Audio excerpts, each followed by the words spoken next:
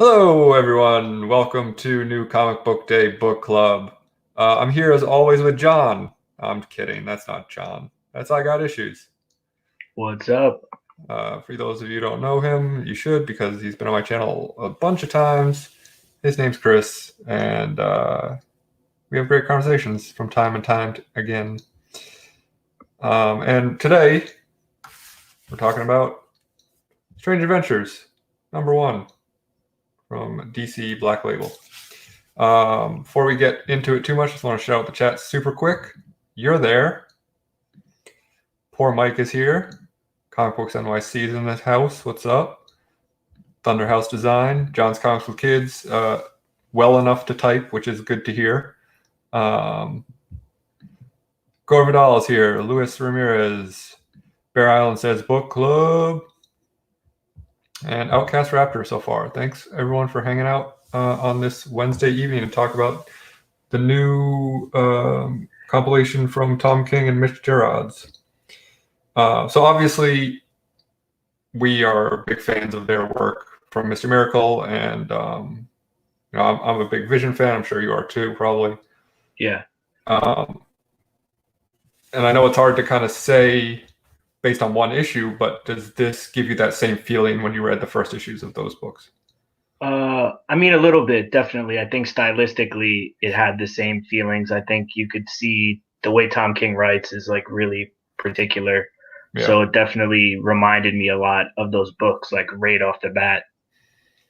Would you say it reminded you too much of those books?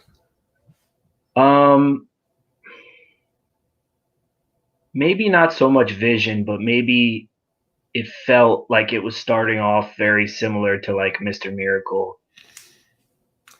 Yeah, to me, like the one big thing that I felt was very similar was that like this was a superhero who's gained fame for something else. You know, in Mr. Miracle, he's like an escape artist, and in this, he's like written a book, so he's kind of like, you know, he's doing talk shows and all these other things, and he's like a celebrity as well as a superhero. And I felt like that was a very, and I don't know if that was an intentional thing that he chose to do to say like, hey, here's kind of like this like mirror image of the same idea, but it kind of caught me off guard at first. I mean, once you got into it, clearly it's a much different story, but Right. But it kind of caught me off guard at first to say like, hey, this feels familiar. Yeah, I think too, like, I think Tom King is still writing like himself. Yeah.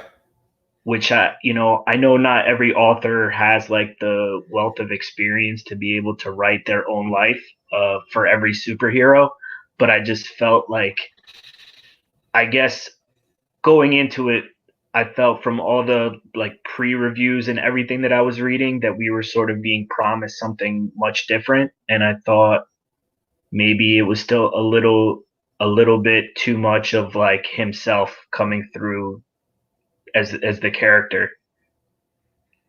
Yeah. Bear Allen says King loves a domestic superhero. I think that's a good way to put it. Outcast Raptor says, I think it being 12 issues is going to be too many. It would work better as 6 or 8. I mean, that is hard to say because we're so early on in it. This story might get very, very deep, and we might by 12 say, hey, this isn't going to be enough to tell the story. But on the surface level, it seems like, okay, this is just going to be an investigation to prove his innocence, which, by the way, I should probably run down the story a little bit. Basically, Adam Strange, if you haven't read it yet, by the way, spoiler show, tune out for a few minutes. Adam Strange has written a book based on his adventures on another planet where he saved this alien race. And for the most part, it's getting this very good reception until this one guy shows up in line and accuses him of being like a murderer and a war criminal, basically. That guy then turns up dead, seemingly blasted in the head from a laser blaster, very similar to the one that Adam Strange uses. He then goes to Batman, Adam Strange does, to say, hey, clear my name for me. I want you to investigate me. I didn't do this. So I know you're not going to find anything, but like you're the world's greatest detective. I want you to figure out if here, I'll make you big. Yeah. So I was actually going to bring up that panel for a couple of reasons. So I'm glad you're showing it. So that's the guy dead on the news. And then Batman basically says, like, I can't do this because you've saved my life too many times. It's not, people won't believe me even if I don't find anything. And so then there's a little bit of a kind of a twist at the end. And so it seems like the story is going to be him trying to prove his innocence, at least as the surface of the story.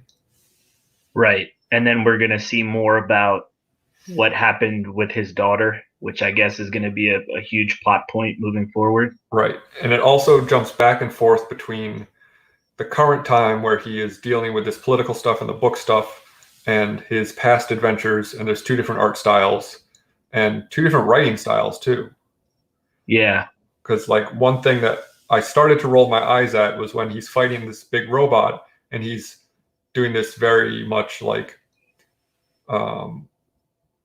explanational dialogue of like, hey, here's my story, which is, you know, a thing I complain about a lot. But it was clearly, those sections were clearly written in like an older comic style, like an old-timey 70s, 60s, sometimes even 50s style of comic writing. Would you say you felt that? Yeah, like they were meant to be more sort of like the original like Strange Adventures books. If you picked up that facsimile copy, it felt sort of like that, like that kind of story. Right. Which I didn't mind, to be honest. I didn't feel like it was something that turned me off. I thought if anything it was a nice change of pace.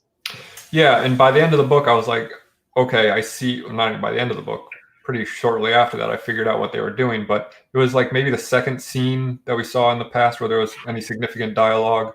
So it kind of caught me off guard at first, and then I was like, oh, I see what he's doing. So kind of excused it. Still, I don't know if it was the best way to give us information about the character, but you know, it wasn't. Well, the flip side of that is that there'd be too much exposition for you. All right. Otherwise, throughout the rest of the book. So, I mean, hey, you've got to do what you got to do to get characters, people caught up on characters who haven't really been around in a long time. So yeah, but both art styles were like very distinctly different. There wasn't any kind of confusion about which era you were in when you saw them, and it wasn't the sort of thing where it felt like you know, they chose to do two different artists because they ran out of time or anything. It was very clearly a decision that they made intentionally.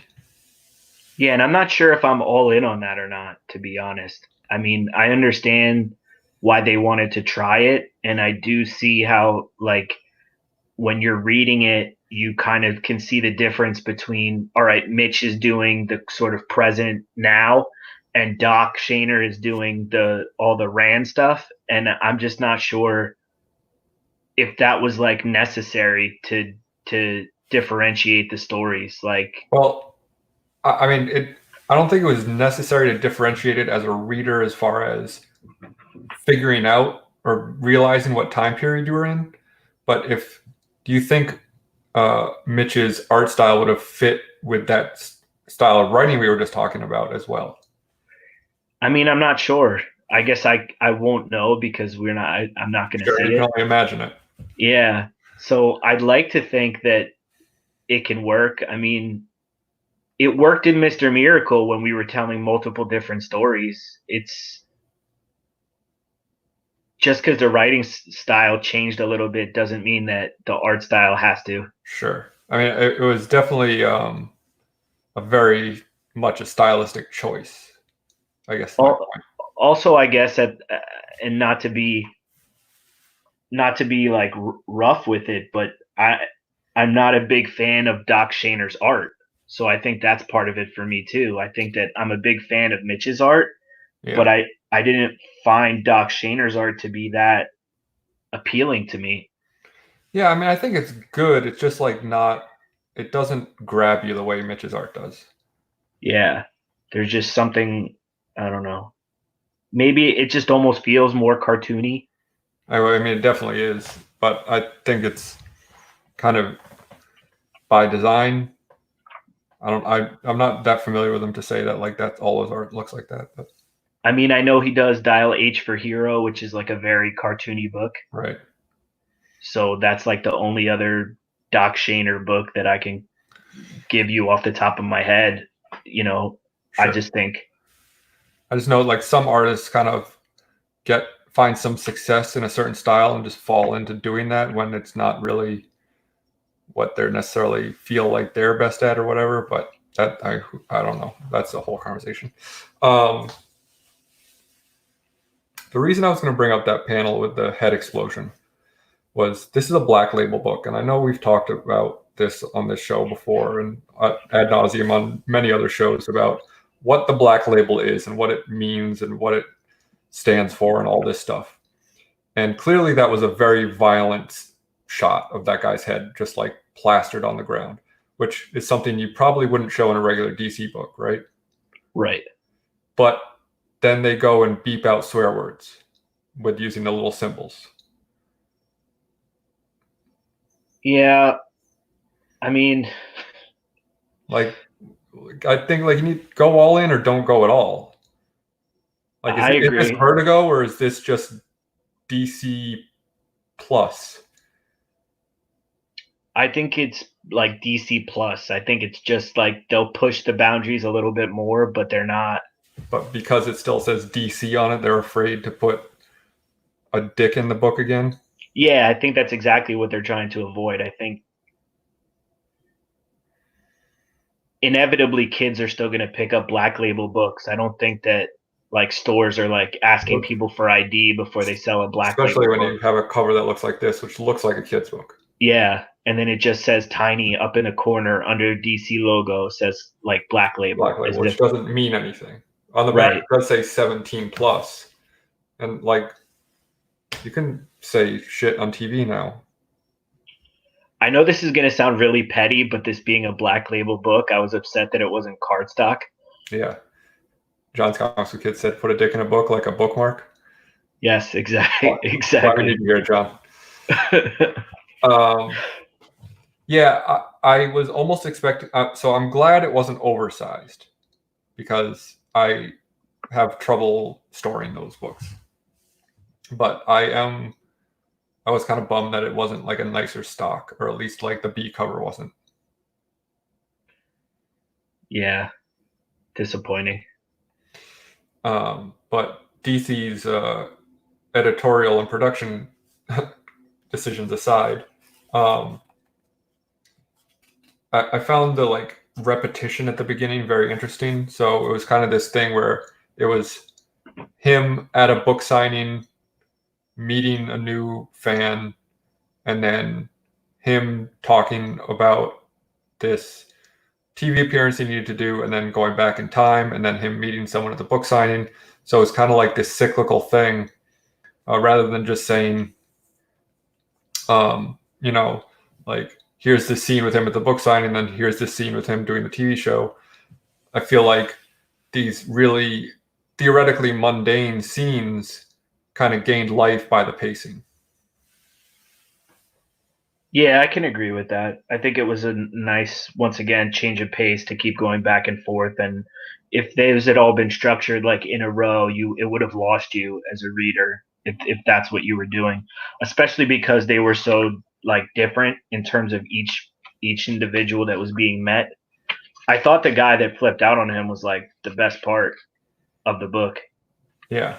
Well, I mean, it was the first moment where there was kind of some conflict, not counting the stuff on Rand, because that stuff already happened. We know how that turned out. So well, kind of. We don't know what happened to his daughter. Sure, but like we know he survived. We know he got back. We know we're told right away that he saved that planet. Right. So there's some mystery going on there, but like that guy yelling at him was the first moment where it was like, okay, here's some emotion, here's some conflict, here's something that we don't know what's going on. And then obviously that descends very quickly. And he is told once again by someone in line at one of his book signings by saying like, hey, what do you think about this guy? Did you do it? And he's like, I don't know what you're talking about. Yeah. I think too, like that was one of the big parts where I felt like Tom was writing himself though, which I thought was a little, like I said, a little frustrating. I think it was like really evident in the book signing part, because Yeah. I felt like that was his kind of commentary on what it feels like for him to go to all these events and autograph Yeah. signings and have all these people come up to him. And I just imagine that's like what his entire Mr. Miracle tour was people coming up to him and telling stories about loss and depression and Right. How much it helped, or PTSD. how And much he doesn't get it, or like, the two different ends of the spectrum. yeah, so I don't know. I guess I feel like I'm being a little rough on it as a first book in the series. Um, but I don't know if that's because I just had really high expectations or if that's because it wasn't a great book.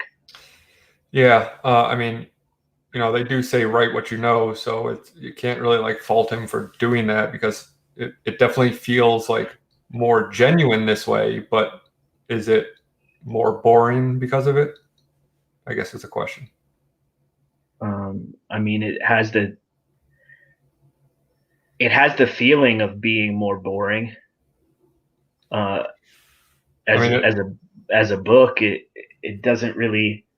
I don't know. Like you said, the switching back and forth helped with the pacing, but at the same time, like it wasn't really like a great read through. yeah. I mean, it wasn't like Mr. Miracle that started off with like this huge moment of this 2-page splash with him trying to kill himself. It didn't have that grab you by the lapels and shake you around moment. It kind of like definitely eased you into it more. Which I don't know if that was the best thing. And then I don't know, maybe their work needs that. Like maybe his work needs a little bit more of that to kind of hook you a little bit. Yeah. And then I wasn't a fan of the way that the issue ended. Yeah, it felt like a real kind of like, hey, huh? Like a real elbow in the ribs type of thing. Yeah. Uh, John, I don't know if you saw in the chat, John asked, did anyone get an unusual vibe from his wife? Like she seemed robotic to me. There was a very weird moment that I did pick out where he's at the press conference explaining that he didn't kill the guy. And it shows 3 panels of her. And it appears to me that what they're trying to convey in it, let me see if I can find it real quick so I can show you, because I'm not going to explain it properly.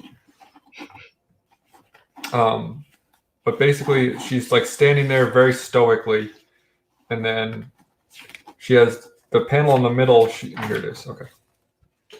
I'll stop explaining and just show. All right. So she's very stoic in these 2 panels, and then the one in the middle, she is clearly wiping a tear away. And it's much brighter. And I'm wondering if they were trying to convey that there's a flash going off and she knows that she's having her picture taken. And so she kind of like compensates for her non-emotion by pretending to wipe a tear. Do you think that I'm reading into that too much? I mean, I think there's tons of flashes and stuff going off because it's like A press conference. yeah, because the tear is coming down her eye already in the darker panel. Um, I don't know. I'm not sure exactly why she's crying, to be honest. But Maybe she did it. I just cracked the case. I think that there's a lot underlying in terms of like I really am intrigued most by what exactly happened to his daughter. Yeah. Because they want us to think that she's dead or something, I guess. But Right. So he has this daughter on the other planet where he fought the aliens.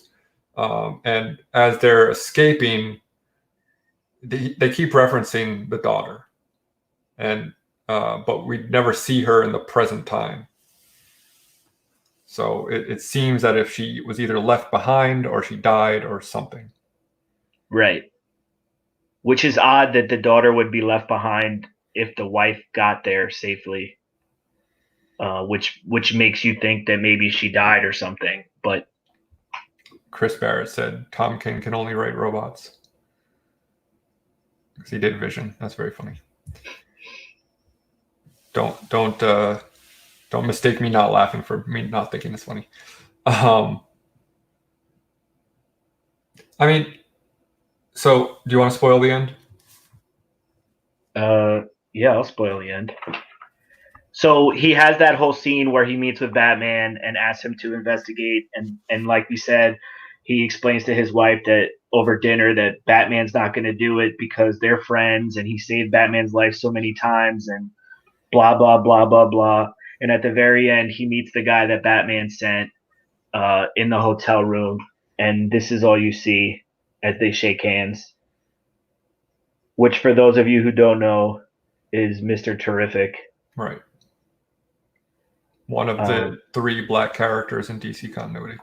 Yeah, literally. And a large quote from Carmine Infantino, which I thought was an interesting choice too. Like in the middle of the page, not as like an afterword. Yeah, it was weird. I'm not sure how I feel about Mr. Terrific at all. I can't say that I know much about him as a character. I never would have thought that he would be Batman's pick as a great detective to investigate. Yeah, I mean, you'd think maybe like Ollie. Yeah, I don't know. I'd send Detective Chimp before I sent Mr. Terrific. So Mr. Terrific is supposed to be like very intelligent. I don't know enough about that group of characters. Like I've never read whatever it is, or the Justice League International or something, or JSA that he's on, right? I have no idea. Well, clearly we're not familiar with the character enough, but I think he's supposed to be like pretty up there as far as great detectives. But if Matt Thanatos had his pick, he would say it should be Hawkman because he's. That was a long time ago. You went deep.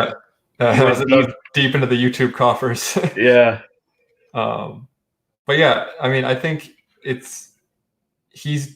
felt a little Bendis-y where it's like, okay, I'm gonna take like this character not a lot of people know about clearly. I mean, he's not like a weird, like obscure character. We both knew who it was based on the arm. Right? Yeah. I mean, he's not that obscure, but he's obscure enough, and I like the comparison to Bendis. Right. It's like, I'm going to use this guy you never heard of and make him a superstar. Yeah, and who knows if that's actually going to happen or not. Right. I mean, he might be in one issue for all we know. I doubt it. Yeah, he's probably going to be the whole thing. He's probably going to be in the next 11 issues. Yeah. And then he's going to end up not solving it, and Batman's going to be like, I solved it. Yeah, if he's a really good detective, he'll only need to be in 2 more issues. But right, yeah, you should figure it out in the panels between issue 1 and issue 2. Yeah. Outcast Raptor asked the question I was going to ask, which is kind of getting ahead of ourselves. But is anyone excited for issue 2? What do you think? Or I mean, obviously, I'm going to read the whole thing, but are you excited to read the next part? I am excited for issue 2 in the sense of I expect that it's going to pick up. I feel like maybe issue 1 was giving us, like you said, that background of the character and the premise for the rest of the series. So now that we have that out of the way, basically what we have is we have a murder mystery with flashbacks. How would you feel about it if it were this very intentionally paced, slow, kind of like trotting story this whole time? Then it's going to be difficult for me to get through 11 more issues if that's the way that it's going to maintain itself. Kind of a second part to that question. What if it is like that, but has the most amazing ending you've ever seen? I mean, but then you're asking if the payoff is worth the journey. Then I won't know that until we get to the payoff. Right. Yeah, I mean, I'm going to have very mixed feelings. Like, I don't mind a slow, intentional story, but it's got to, like, definitely keep your interest. Not that this didn't keep my interest, but there was just something about it that felt a little flatter than the other stories he's done. Yeah.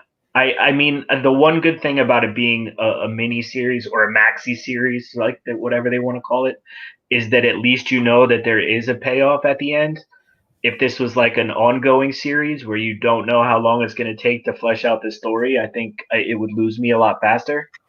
Yeah, if they were like, hey, new ongoing series from Tom King now that he's off Batman, it's ad nauseum, I'd be like, oh, woof, I don't know if I can keep this on my sub, but you Yeah, know, I think that those kinds of books, I make it like 3 or 4 issues, and I'm like, I can't do this anymore. yeah, it's gotta really step it up. But for 12 issues for a creative team that I like as much as them, like unless by issue 6, it's really, really not keeping my interest. If I buy up to issue 6, then I'm gonna buy to issue 12 because Well, I'm not a quitter. I mean, I'll definitely finish reading it at some point. I just don't know if I'd wait for a trade or get it from the library or do something where. Like I said, I'd like to think that it's gonna pick up. I believe that it's gonna pick up, so that's why I'm excited for issue 2 because I have. It's gonna be 100 issue Tom King Adam Strange run. I will kill myself. Yeah, could you It'll imagine? it'll end at issue 72, and we'll And never they're get gonna, a payoff. it's gonna end at issue 72, and they're gonna put James Tinney in the fourth or someone on it. Yeah. That would be the worst. Outcast Rapper said the trade is going to be the best way to read the series. I can already tell that's true. Like, you know, rereading Mr. Miracle after the trade came out, like it read better that way. Yeah, for sure. But I mean, you could make the same argument for almost any comic book series or any big arc in a comic book that you read. Sure. That it's like binge watching a TV show. It's a lot better to sit down and watch every episode of Stranger Things in a row than it is to watch one a week for 11 weeks. Right, because you get a lot more out of it. You pay more attention. You put the pieces together more. You get those little details that they're putting in. You connect the dots and all that sort of stuff. Yeah, so I mean, I agree in that sense that it's probably going to be a better read when it hits trade. The question is, can you wait a year to read it? I like these guys enough to read it every month for the next 12 months. Yeah, but this was what? Oh, $5. I thought it was 6 for some reason. Yeah, I don't know. I mean, 12 issues at $5 is still $60. I buy way worse crap than a $5. I mean, that's fair. But yeah, I mean, I would give it at least three to 4 issues before people make a decision on whether or not to like eliminate it from their reading pile. Yeah, I mean, if you're Drew Manchu and you hate Tom King and you read this, I understand if he's not going to stay with it. But like for us who are fans of his work, I feel like, and I don't want to make it sound like I hated this issue. I didn't hate this issue. I didn't hate it. It just didn't live up to my expectations. Right. I mean, after Vision and Mr. Miracle, he had a lot to live up to in my mind. Like I was like, oh, here we go again. It's, the next part of this kind of, I don't want to say trilogy because they have nothing to do with each other, but this framework that he's put in these books, and he's done these 2 other maxi series that have been really exceptional in my mind. And so yeah, it was a bit of a letdown in that sense, but like I don't want to just come in here and just like praise a guy just because I've liked his older work. I have to take this for what it is. Chris Barrett says 2.5. I don't know if he's just being a goofball. Okay, Outcast Raptor says 6.5. So John said 7.5. You said 7. So besides Chris Barrett, everyone's in that kind of D plus C minus range, which is not great. It's not terrible either. Sure. I mean, I don't know. I'd give it like almost an 8. That's not bad. For me, that's great. Yeah, that's great. I think this would. I mean, I know John's missing it. He's in. You know, he's participating without being on it. But I think this is the first book club book in like 3 months that hasn't been a complete dumpster fire. Yeah, um, we don't have too many lately that we've really both enjoyed. Um, and like I don't know what's wrong with me, man, because everything, like, I kind of dunked on Wolverine. I said I was like, it was fine, but I've talked to other people who've been like, oh, the book ruled. I'm so excited for issue 2, and I'm like, what? I just don't know. Am I being too harsh, or are people being too forgiving, or is there somewhere in between? I don't know. No, I'm a Wolverine fan. I really enjoy Wolverine as a character, and I'm completely in the same boat as you. I thought it was way too long, and a lot of it didn't make any sense. And I'm not excited for the next series. And I'm not a big Kubert fan either. So it's not like the Yeah, it art didn't wasn't help. super. Yeah. So the art's not appealing and the story's kind of blah. It lost me like issue 1. I don't even know if I'll pick up issue 2. Chris Barrett said, John, I've already figured out who did it. It was the wife. It's going to be a mirror to his vision run. And he said his 2.5 was out of the 5 scale. So that's still a 5 out of 10, which is pretty terrible. Yeah, still not great, but not quite as bad as an F minus minus. I also think he admitted to not reading the book. So yeah, so it's a moot point. It very well may be the wife, but like I said, we don't know where the story is going. The story might not be about that mystery. That might just be the springboard that starts something else. So, like, people, Outcast Raptor saying any prediction how it ends.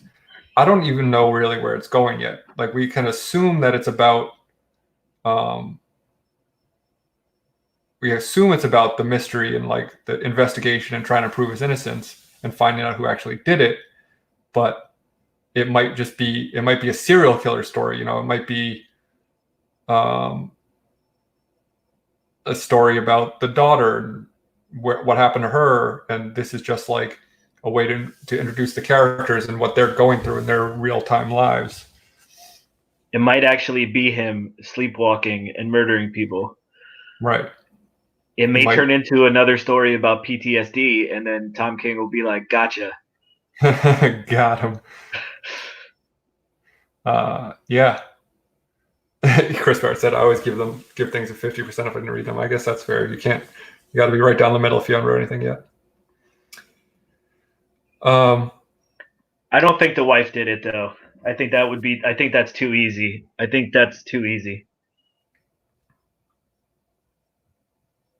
Yeah, I mean, it seems so obvious right now, but like I said, if it's not what it's about, if it's not what the story ends up being about, maybe she did do it, and it's like not. If that's not the mystery, then it might be okay. I guess. I don't know. I really like this panel, by the way. Yeah, that's a cool panel. It's a great splash. And it just says Adam, he's here, and his wife is saying that. I like this panel. Yeah. John liked that panel too, I bet. The classic Mitch Gerard's 9 panel. Yeah, there was a lot of that. That's like their thing now. Yeah, it's very Mr. Miracle-y, which is probably another reason why it felt similar. And his wife like kind of looks like Big Bardo a little bit. I also like this panel when he says pew pew. Yeah. I mean, there were a lot of good moments in it that I enjoyed. There were a lot of, like, the art was good. Like, even the other art that you weren't that it wasn't bad. It wasn't bad. It just wasn't Mitch. Yeah.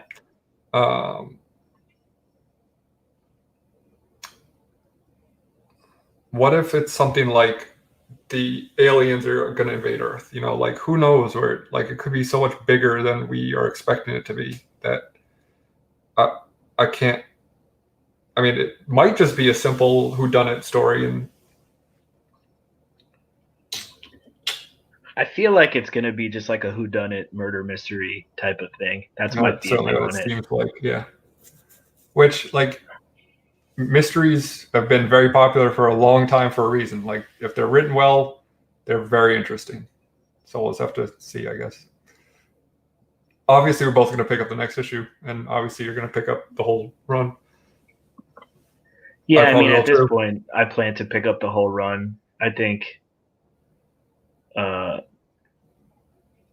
no reason not to. I like these guys enough that I feel like I owe them to give it a shot. What if issue 2 is a real stinker? I just don't think it will be. I think if issue 1, I still am giving issue 1 a 7 out of 10. I don't see how issue 2 can like completely drop the ball. Yeah. I mean, I agree. I like even the stuff that they've done that people don't like, I still have liked well enough that, like, yeah, I'm probably just gonna buy all 12. Like, there's so little chance of me dropping this book at this point. I do wish Batman was in it though. I like the way Mitch draws Batman. Yeah, and I was excited when they first introduced him. Like, oh, okay. Like at that point, I didn't think it was going to be the whole story. I thought it was just going to be like part of the story. And then when he said no, and they were like, oh, well, here's this next person that's going to do it. I was like, okay, well, here's like clearly it's going to be more than we think. But hopefully Batman's in it a little more because it was just like 2 panels. He won't be. It'll be Mr. Terrific with his big T painted on his face. Such a terrible costume too. And Chris Barrett said he tried to type this very quickly. Apparently, they won't let King touch Bagman, which I think he's saying they won't let King touch Batman anymore. But, again, I mean, he's doing Batman and Catwoman, so he's still going to be doing a Batman book. Yeah, he could do whatever he wants. Brett Hess art has full confidence. The next Miracle, it's only going to get better. Yeah, I think someone in the chat, I think it was, I think it might have been Gore Vidal. It might not have been, but it might have been him, was saying that the first couple of issues of Mr. Miracle actually didn't impress him and he was ready to drop it. And then it sort of picked up issue 3 or 4 and he got back into it. So, I mean, everybody reads these books differently. Just because a book hooked me right away doesn't mean that, you know, it works the same for everyone else. So I'm sure there are people out there. This was by no means a bad book. So I'm sure there are people out there who read this and were hooked right away. It just wasn't me. John knows less about Mr. Terrific than we do because he didn't know who it was at the end. Well, spoiler alert, John. Spoiler is Mr. Terrific.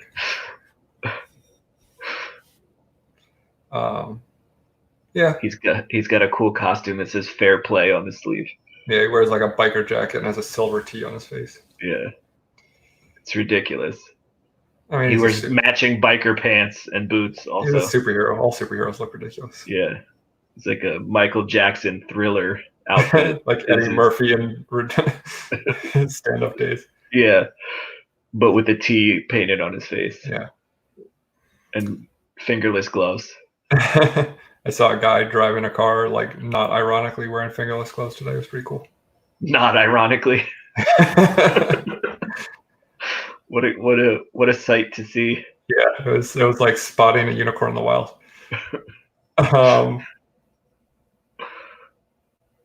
In Florida, of all places, too. Yeah, I mean, you'd think that's exactly where you'd see it, actually. Yeah, that's true. He might have sweaty palms. Yeah, I would think because it was very hot today. He was gonna grade a Superman 1, so he. So he's like, let me cut the fingers off my gloves. That's a good one. That's about all I got to say about this book. I don't know. You got anything else you want to bring up? No, I think we covered it. Nice. Well, it's always nice hanging out with you, bud. We got to do some often. Maybe once this wraps up, we should do a full review. Yeah, that would be cool. Since I'll be reading all 12. Yeah, I mean, I will too. I'll commit to it right now. Locked and loaded. John says, I think driving gloves are the most offensive clothing item I know. Second is an ascot. I can't disagree with you. I'm not a fan of a leather kilt, but maybe that's just me. I didn't know such a thing even existed. Oh yeah, they're real grim. I mean, kilts are kind of. I mean, they're weird, but they're they have significance to Right. certain Yeah. people. If you're Scottish or Irish and you're wearing it for your heritage, I'm all for that. That's really cool. But if you're just wearing a leather kilt for the fashion of it, it's just kind of weird. I mean, but you do you. Live your truth. I think pocket squares are offensive. I mean, I guess if you're like fully done up, they look all right. But I've never worn one.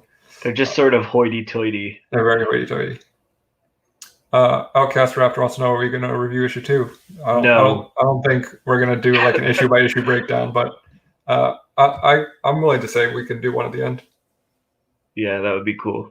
Hopefully, it doesn't turn into a PTSD book. Otherwise, it'll just feel like rehashing Mr. Miracle all over again. Yeah, right. And if that is the case, we'll just say, hey, go watch this other video we did on Mr. Miracle, because we're going to say all the same stuff. I'm done crying on YouTube, guys. Go watch that old video. Yeah. So yeah, Strange Adventures, pretty good. I didn't say it was a dumpster fire, so it's got to be a win, right? It's a win. That's a win for sure. Thanks for joining us. Follow I Got Issues on Instagram. His Instagram is like all-time comic Instagram. That's not his literal handle, but I mean it's really, really great Instagram. Thank you. Anything else you want to plug? No, that's all I got. Is that all I got? Yeah, I mean, I'm not doing anything. For those of you that like auctions, a bunch of the guys that are in the comic club with me, the Symbio Comic Clubs, they do auctions every Tuesday night on Needmo Comics YouTube channel. So they always have great books, great prices, ton of cool stuff goes up there, and their viewership is pretty decent, 20, 30, 40 people in there, but definitely low enough that you can get some good deals on books. Nice. So definitely check that out if you're not doing anything Tuesday nights. And try not to catch coronavirus. Yeah. Let's all be safe and wash your hands. Which you should be doing anyway. Right. Definitely. 100%. The CDC did say that men should shave their facial hair to avoid holding on to germs and microbes. Oh, damn. Well, I guess I'm screwed. Nice knowing you. Yeah, hey, live with the beard, die with the beard. Am I right? Yep, you got it. Thanks for joining us. We don't know what we're doing next week yet, so stay tuned to John or my Instagram to find out who is going to be our guest and what book we're going to do. Maybe it'll be you, viewer. I don't know. So I guess that's it. Enjoy your evenings. Never turn your back to the ocean. Bye.